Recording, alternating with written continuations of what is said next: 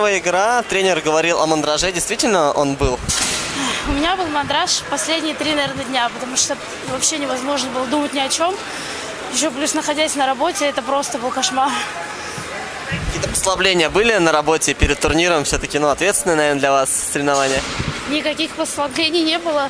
То есть, как в обычном режиме, работала с утра до вечера. Вы проводите этот тур на своем льду. Трибуны заполнились сегодня. Это как-то давит на вас, ответственность дополнительная? Можно сказать, в первом периоде, да, немного еще из-за этого было волнение, потому что первый раз в нашем городе такое мероприятие.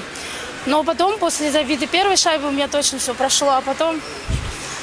То есть, более-менее, сейчас вот до сих пор трясет уже после того, как игра закончилась.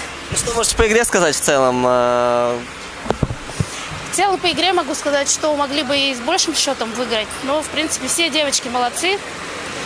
Всем большое спасибо, что помогли. То есть,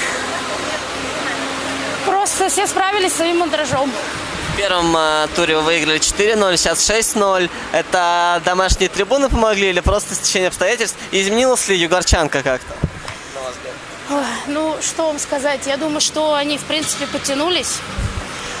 Ну и мы настроились, потому что для нас это, можно сказать, последний шанс попасть на игры в Сочи. И мы будем стараться это сделать. Последний вопрос. Вас признали лучшим игроком матча. Это как-то важно. Бывало ли такое уже? И ваши эмоции от этого? Ой, вы знаете, я думала об этом. Ну, хотелось очень, потому что в прошлом туре вообще не получилось забить. Не знаю почему. Может быть, не в том звене играла, а в этом спасибо девочкам из звена. То есть я очень рада, что стала лучшим игроком.